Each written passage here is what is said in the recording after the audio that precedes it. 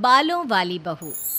मनोरमा का चेहरा और बदन बालों से भरा है, इसीलिए कोई भी लड़का उसकी ओर देखता तक नहीं है। जो भी लड़का उसे देखने आता वो उसे रिजेक्ट कर देता। एक रोज मनोरमा की सहेली संध्या उसके घर आती है। तभी सीता उससे कहती है, बेटा अब तू ही कुछ कर, नहीं तो ये कमारी ही रह जाएगी। आजकल तो क्या कुछ चला है जिससे बाल हट भी जाते हैं। हमारे जमाने की तरह थोड़ी ना है जहाँ किसी चीज की सुविधा ही नहीं थी। आज चिंता मत करिए आंटी, इस बार मैं मनोरमा की शादी करवा के ही अपनी ससुराल जाऊंगी। अरे बेटा भगवान तेरा भला करे। संध्या मनोरमा के पास जाती है और उसे कहती है, मनोरमा, हम सब दोस्तों की शादी हो गई है, बस एक तू ही बची है। तू भी इस लगन में सलट जा। मुझ जैसी लड़की से कौन शादी करेगा, तू ही बता। तुम सब तो इतनी सुंदर सुंदर हो कि कोई भी देख कर ही मर मिटे। कहाँ मैं बालों की खान, लड़का देखते ही भाग जाता है। बाल तो हर किसी लड़की के होते हैं, इसमें कौन सी अलग बात है, लेकिन सब वैक्स करवाती हैं। चल आज तू भी करा, फिर देख कैसे तेरे लिए लड़कों की लाइन लग जाती है। नहीं नहीं नहीं, मुझे बहुत डर लगता है। अरे यार बहुत दर्द होता है, मैं नहीं करवा सकती ये सब।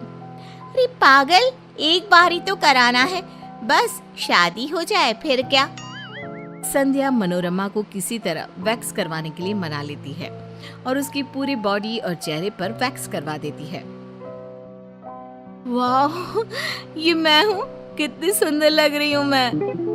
मनोरमा सुंदर लगने लगती है और विवेक उसे पसंद कर लेता है। संध्या के कहने के मुताबिक मनोरमा विवेक को कुछ नहीं बताती और उसकी शादी धूमधाम से हो जाती है और सीता की परेशानी भी हल हो जाती है। शादी होते ही विवेक और मनोरमा हनीमून पर चले जाते हैं। तब विवेक उससे कहता है, मैं तुमसे बहुत प्यार करता हूँ। मैं किस्मत वाला हूँ जो मुझे तुम जैसी इतनी सुंदर बीवी मिली। लगता है ये पल खत्म ही ना हो। मुझे कभी छोड़कर मत जाना। मैं कहीं नहीं जाने वाली। मनोरमा सोचती है, कहीं विवेक मेरे बालों के वापस आ जाने से मुझे छोड़ ना दे। कैसे रिएक्ट करेंगे वो जब उन्हें पता चलेगा कि मैंने उनसे ये बात छुपाई है। विवेक और मनोरमा हनीमून से वापस आ जाते हैं। धीरे धीरे मनोरमा के शरीर और चेहरे पर बाल वापस आने लगते हैं। एक दिन मनोरमा लस्सी पी रही होती है और उसके होठों के ऊपर मूंछ बन जाता है। ये विवेक देख लेता है। अरे ये क्या है मनोरमा, तुम्हारे होठों पर इतने सारे बाल। ये बाल वाल मुझे पसंद नहीं है। आज के आज इसे हटा कर आ जाओ। आज तो थर्सडे है, आज सासू माँ ने बाल कटवाने से मना किया है ना। अच्छा ठीक है, और किसी दिन चली जाना। कुछ दिनों के बाद मनोरमा के शरीर पर पहले की तरह ही बाल आ जाते हैं और मनोरमा पहले की तरह बदसूरत दिखने लगती है। एक रात जब विवेक उसके बगल में लेटा होता है, तब मनोरमा के पैर उसके पैर से टच हो जाते हैं और वो चिल्लाता है, कॉकरोच कॉकरोच। अरे बाबा, मैं हूँ। बाबा रे, तुम्हारे बाल हैं इतने कड़े, इतने तो लड़कों के भी नहीं होते। अब तो तुम्हारे बगल में सोना भी आफत हो गया है। मैं तो फंस गया हूँ तुम जैसी लड़की से शादी करके। शादी के वक्त कैसी दिखती थी, वो सब धोखा था। तुम्हारे घर वालों ने धोखा किया है मेरे साथ। विवेक गुस्से में कमरे से बाहर चला जाता है और मनोरमा रोने लगती है। जिस बात का डर था वही हो रहा है, अब मैं अपने इस रिश्ते को कैसे बचाऊं। विवेक अब मनोरमा से हर वक्त चिढ़ा रहने लगता है और एक आंख भी उसे देखना नहीं चाहता। अगले दिन मीता अपनी बेटी के साथ उसके घर आती है। मनोरमा उसकी बच्ची को जैसे ही अपनी गोद में लेती है, वो चिल्लाने लगती है, मेरी फूल सी बेटी को तुम कांटे चुभाती रही। इतना भी समझ में नहीं आता कि इतनी छोटी बच्ची को गोद में नहीं लेना चाहिए जब इतने सारे बाल हो। धीरे धीरे मनोरमा के ससुराल वाले उससे दूरी बनाने लगते हैं। मनोरमा अकेली पड़ जाती है। एक रोज मनोरमा विवेक को रात का खाना देती है और तभी उसके खाने में बाल आ जाता है। हर जगह बाल ही बाल। दुखी हो गया हूं मैं तुमसे, छोड़ दो मुझे। जीना हराम हो गया है मेरा जब से तुम आई हो। मैंने इतनी मेहनत से बनाया है, कम से कम खा तो लीजिए। विवेक खाना खाए बिना उठ जाता है और भूखे पेट सो जाता है। मनोरमा के लिए एक एक दिन काटना भारी हो जाता है। कुछ दिनों के बाद विवेक के एक फ्रेंड की शादी होती है और मजबूरी में विवेक को मनोरमा को अपने साथ ले जाना पड़ता है।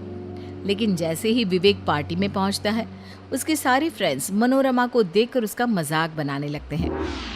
ये बीवी है या भालू, कोई अंदर ही नहीं है। कैसे रहता यार तू ऐसी लड़की के साथ, मैं तो कभी ना रह पाऊं। ऐसी लड़की से शादी करने से अच्छा था कि तू कंवारा रह जाता।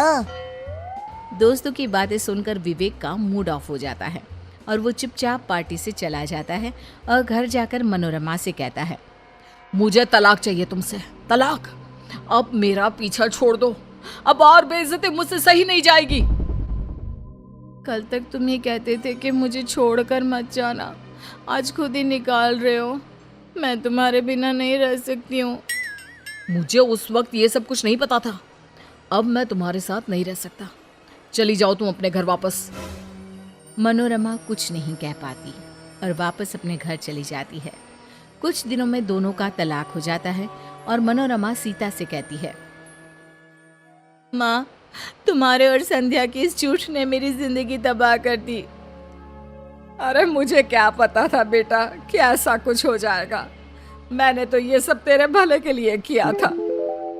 उधर विवेक निशा को डेट करने लगता है और दोनों की शादी पक्की हो जाती है। धीरे धीरे विवेक को हर चीज में मनोरमा की याद आने लगती है। निशा को आजकल की चौचले पसंद है और वो विवेक की एक जरा फिक्र नहीं करती। विवेक और निशा के शादी का दिन आ जाता है। जैसे ही फेरे शुरू होते हैं, विवेक मनोरमा के ख्याल में खो जाता है। मैंने मनोरमा के साथ अच्छा नहीं किया, वो मेरे खाने पीने सबका कितना ख्याल रखती थी, लेकिन निशा को तो इन सब से कोई मतलब ही नहीं है। मनोरमा की जगह मैं निशा को कभी नहीं दे सकता। विवेक फेरे रोक देता है और मनोरमा के पास जाकर उससे माफी मांगता है।